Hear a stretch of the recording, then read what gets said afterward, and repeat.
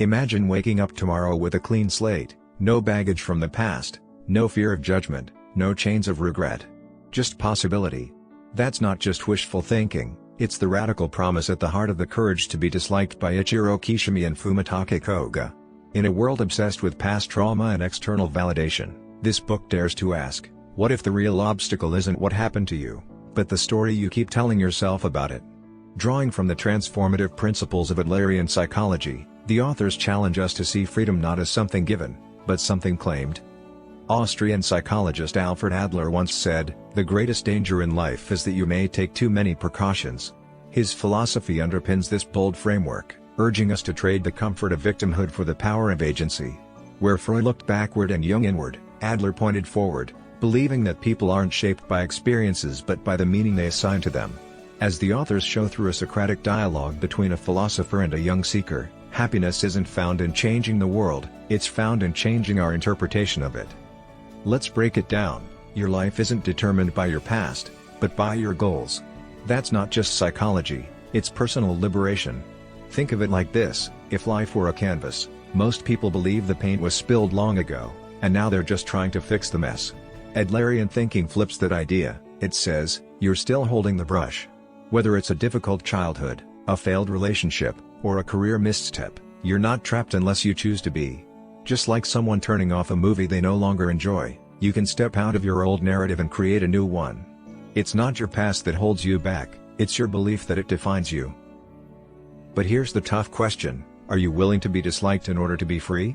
That's the book's core challenge. So many of us chase approval, fearing rejection like it's a death sentence. But that very fear becomes a prison. When your happiness depends on others' opinions, you surrender your life to their expectations.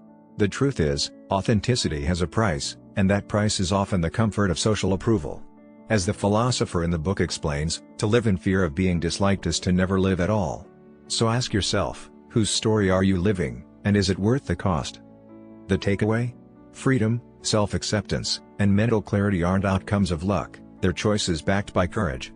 You can rewrite your story starting now. Not when the past changes. Not when others agree. But when you decide to take the pen back into your hands. So if you're ready to stop living for others and start living for yourself, it's time. As Adler reminds us, it is not the past, but our present interpretation of the past, that matters most. If this message sparked something in you, don't keep it to yourself.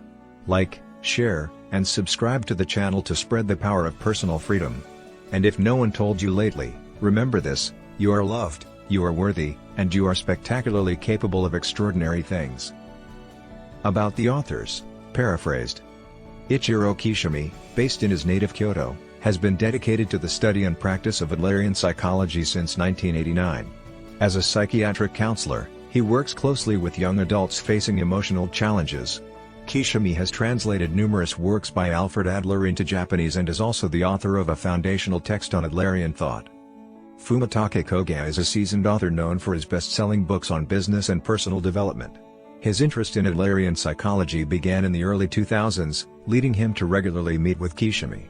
The insights he gathered from their conversations ultimately became the foundation for The Courage to Be Disliked. Key takeaway 1: You are not your past, the psychology of reclaiming your life.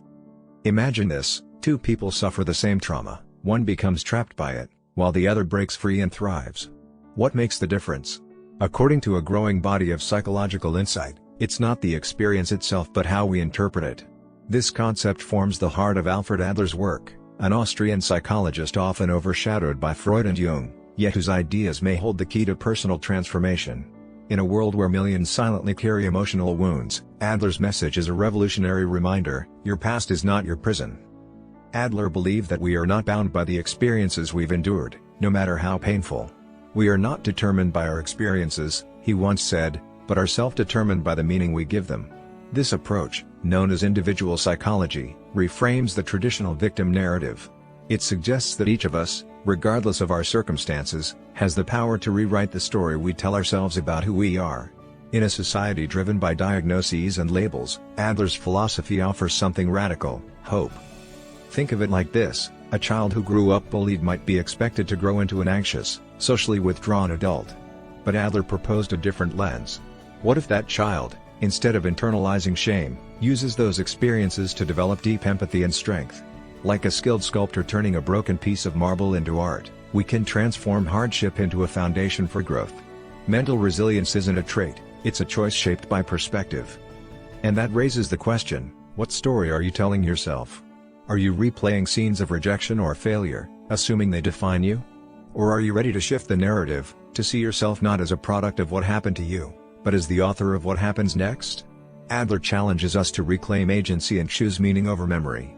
As Viktor Frankl, another towering psychologist, once said, when we are no longer able to change a situation, we are challenged to change ourselves.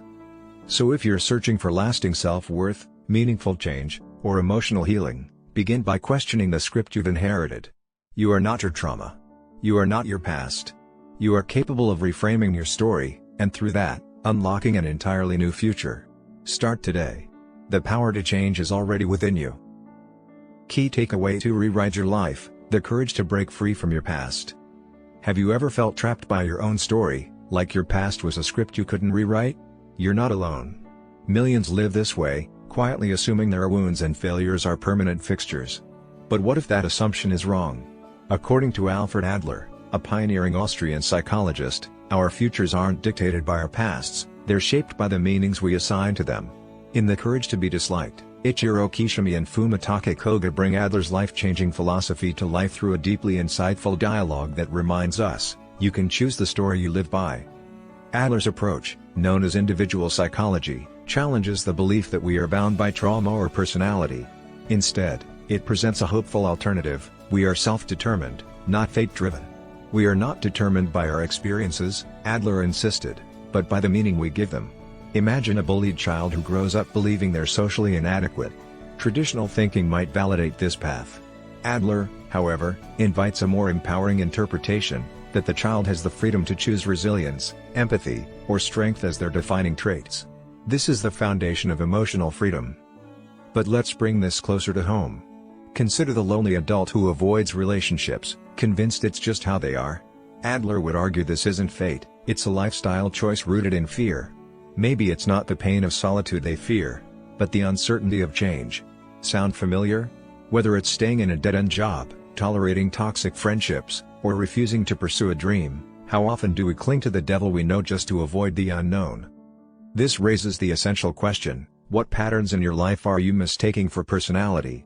Adler encourages us to break free from the myth of fixed traits. In his view, what we call character is often just a habitual response to past experiences. Change doesn't come from analyzing childhood endlessly, it comes from choosing new behaviors, one courageous decision at a time. It's not easy, but it's possible. And that possibility is what makes this philosophy so liberating. So, if you're ready to shed the labels you've outgrown and step into a future defined by intention, not inertia, this message is for you. Growth requires courage, not perfection. Start small, act boldly, and remember, you are not your past. You are the author of your next chapter. Key takeaway 3: How to stop hating yourself, the truth about self-acceptance. Have you ever looked in the mirror and fixated on something you didn't like, only to spiral into thinking you're fundamentally flawed? You're not alone. In fact, studies show that nearly 85% of people struggle with low self-esteem at some point in their lives. But what if our perceived flaws aren't the real issue? What if the danger lies not in our imperfections, but in how we interpret them? As Ichiro Kishimi, co-author of The Courage to Be Disliked, observed through counseling his students, our harshest judgments are often self-created prisons that keep us isolated and afraid. In one striking example, a young man confessed to Kishimi that he disliked himself deeply. He blamed his lack of confidence, pessimism, and awkwardness in social situations for his isolation. He even considered taking a class to fix his personality. But instead of applauding the effort, Kishimi asked, "How does it feel to say all of this out loud?" The student admitted he felt even worse. That response revealed something profound: he wasn't just struggling with his shortcomings, he was reinforcing them with every word. This is the trap of transforming negative self-talk into self-fulfilling prophecy. By constantly replaying what we believe is wrong with us, we start seeing rejection where it doesn't exist. We distance ourselves from others, not because they've hurt us, but because we're trying to avoid getting hurt in the first place. Ironically, this emotional retreat often appears as arrogance or coldness to others, further deepening the disconnection. He who has a why to live can bear almost anyhow, Nietzsche once said. But what if we've never questioned why we believe we're unworthy? So, ask yourself, are your insecurities real, or are they reasons you've built to protect yourself from potential pain? Adlerian psychology urges us to stop viewing our personality as something fixed and flawed, and instead recognize our power to choose new responses. Self-awareness isn't about cataloging faults, it's about accepting that discomfort, rejection, and pain are natural parts of connection. Overcoming self-doubt starts with emotional resilience, not by avoiding pain, but by letting it teach us that we can survive it. Here's the truth, you don't need to be perfect to be worthy of love, connection, and joy. You just need to stop running from yourself. Instead of using your flaws as barriers, turn them into bridges of empathy and courage. The path to freedom begins the moment you stop hiding and start showing up, fully, flaws and all. Key takeaway 4: Stop competing, start living, the hidden cost of comparison. Did you know that nearly 70% of adults admit to comparing themselves to others daily, and feeling worse because of it? In a world obsessed with winning, we've built systems that reward competition and punish vulnerability. From classrooms to boardrooms, society trains us to strive, not just for excellence, but for being better than someone else. But what if this race we're running isn't leading to fulfillment, but instead feeding a cycle of fear and burnout?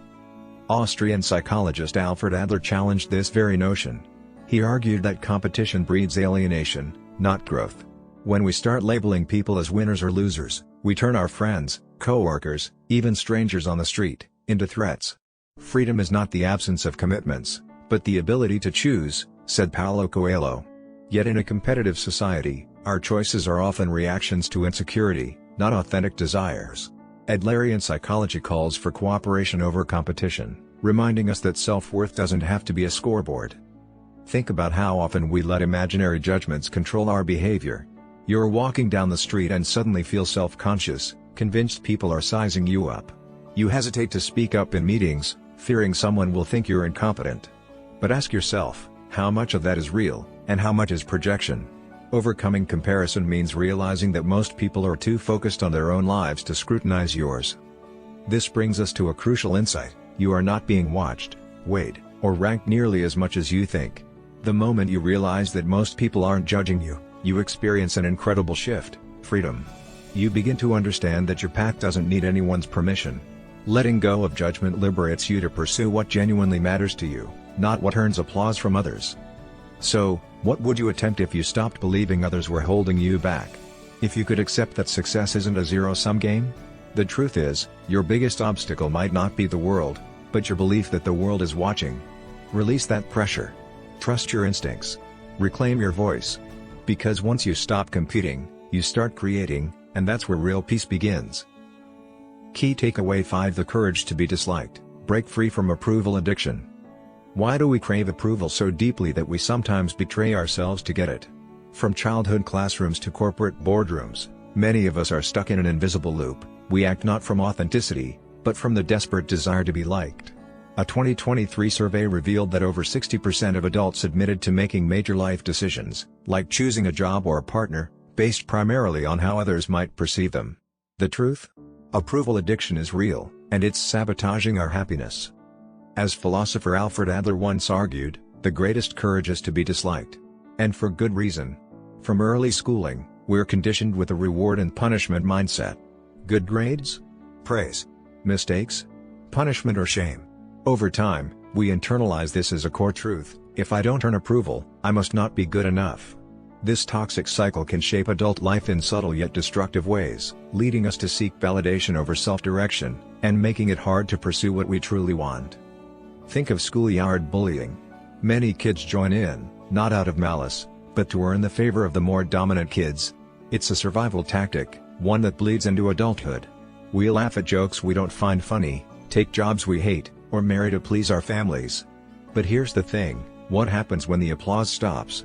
If our choices were driven by others, we're left with lives that feel hollow and disconnected. Overcoming approval seeking requires us to ask, who am I when no one's watching? Let's get real: living authentically will disappoint people. You might choose a different career path, and a relationship, or simply start saying no more often. And yes, that might not sit well with your family, friends, or colleagues. But what's the alternative? A life that pleases others but stifles you?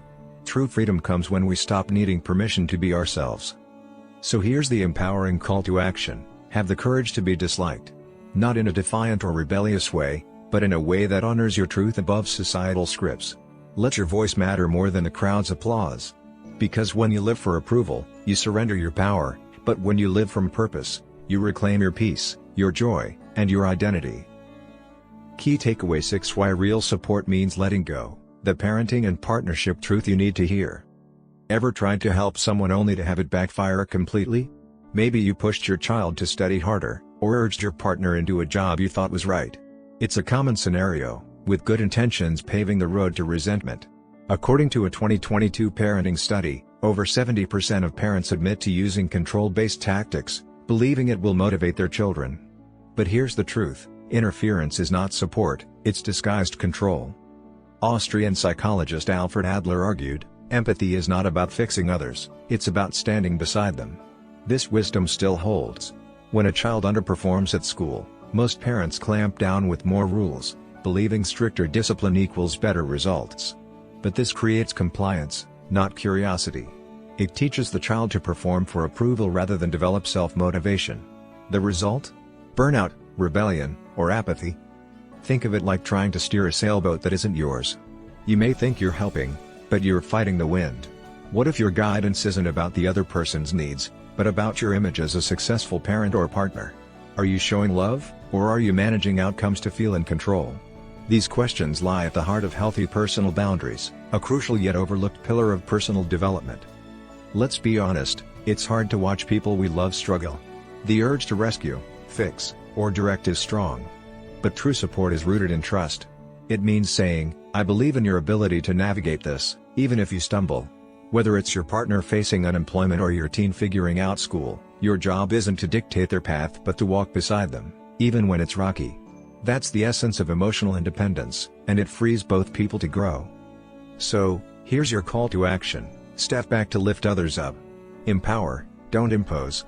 Support, don't steer. Because the moment you let go of the need to control, you make room for love, growth, and mutual respect. After all, the deepest form of love is acceptance, not in spite of imperfection, but because of it. Key takeaway 7: Feeling alone? Adler's timeless advice will change how you see yourself in the world. Why do so many people feel alone in a world more connected than ever? Despite living in an era of instant messaging and social networks, studies show that over 60% of adults report feelings of isolation.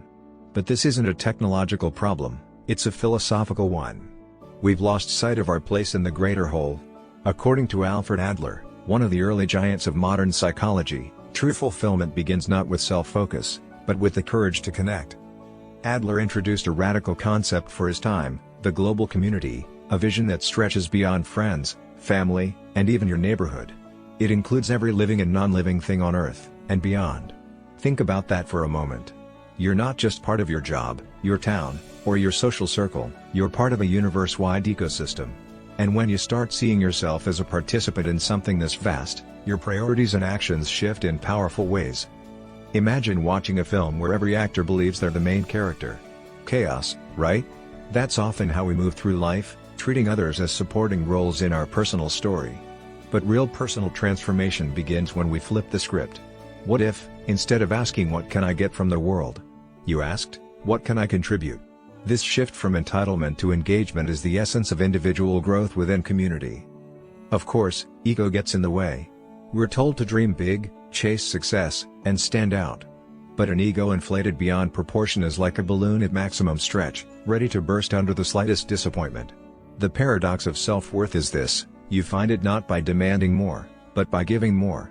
By seeing others not as tools for your gain but as fellow travelers in a shared existence, you unlock deeper meaning and emotional resilience. So, here's your empowering call to action: stop trying to be the star of the universe, start being part of its symphony. The next time you feel isolated, remember that you already belong to your species, your planet, and your shared human story. As Adler reminds us, life's meaning lies in contribution. And the moment you start giving to the world, you'll realize you were never alone. Key takeaway 8: The hidden danger of self-obsession, Adler's cure for victim mentality. Are you stuck in the victim mindset? It's a mental trap that's easy to fall into, where one harsh comment or failure snowballs into a belief that life is against you. You start saying things like nobody cares, or I always fail. But Adlerian psychology offers a refreshing counterpoint. What if the real problem isn't the world, it's your perspective? According to Alfred Adler, when we become too self-absorbed, we lose the ability to see reality clearly. Self-obsession distorts our view, turning small setbacks into sweeping generalizations. Take the example of people who stammer.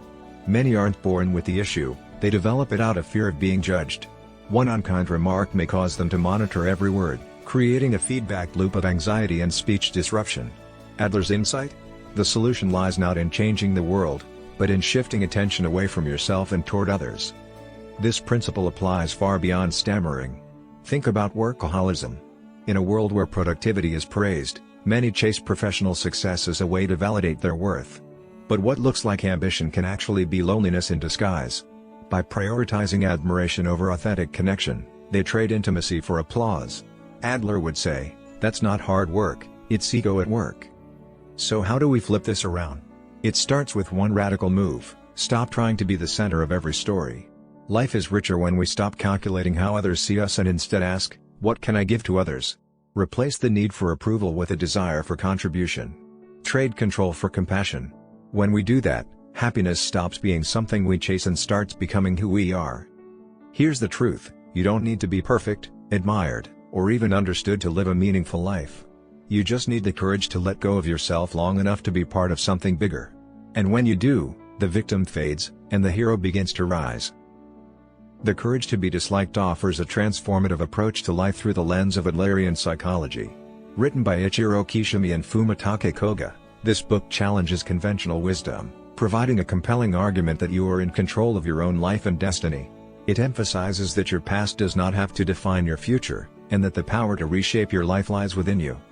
The book opens with a simple yet profound truth: we often limit ourselves by dwelling on past hurts and experiences. It uses the example of a child who has been bullied, highlighting how society might tell that child they are destined for a life of suffering due to their experiences. However, Adlerian psychology teaches that this doesn't have to be the case. No matter how difficult our past, we always have the ability to choose how we respond and who we become moving forward. 𝐓𝐡𝐞 and 𝐂𝐨𝐿 dive deep into the concept of individual psychology, explaining that our personalities and behaviors are not fixed. Instead, they are shaped by the choices we make every day. For example, someone who has faced rejection or loneliness can choose to remain trapped in those feelings or actively work toward a more fulfilling life by adjusting their outlook and behavior. The power to change lies within each of us. The authors stress the importance of breaking free from the victim mentality that so many fall into. They point out that, much like people who are afraid to speak due to past criticism, many of us continue to hold ourselves back from our true potential out of fear of judgment. Our self-obsession with how we are perceived often holds us back, but by focusing on others and shifting our attention outward, we can free ourselves from these self-imposed limitations. Adler's philosophy also challenges the competitive mindset that dominates society today. Instead of viewing the world as a race where only one person can win, he encourages us to adopt a mindset of cooperation and community. When we let go of the need to compete, we start to see others not as obstacles to our success but as fellow travelers in the human experience. The book emphasizes the importance of taking responsibility for our lives and not relying on external factors or others' approval to dictate our choices. Whether it's choosing a career or a partner, too many people live their lives based on what society or family expects. But true fulfillment comes when we have the courage to make decisions that are in alignment with our true selves, even if it means disappointing others along the way. One of the key insights the book offers is the importance of letting go of control, particularly in our relationships. Parents, partners, and friends often try to fix each other's problems, but this interference can prevent individuals from growing and learning to take responsibility for their own actions. Real love and support come from allowing others the freedom to grow, rather than controlling their paths. In conclusion, The Courage to Be Disliked is a powerful reminder that we are not victims of our circumstances, but active participants in creating our futures. By embracing change, letting go of fear, and focusing on contributing to the world around us, we can lead a life of fulfillment and peace. If you've been inspired by this message, like, share, and subscribe to spread the word. And if no one told you lately, remember this: you are loved, you are worthy, and you are spectacularly capable of extraordinary things.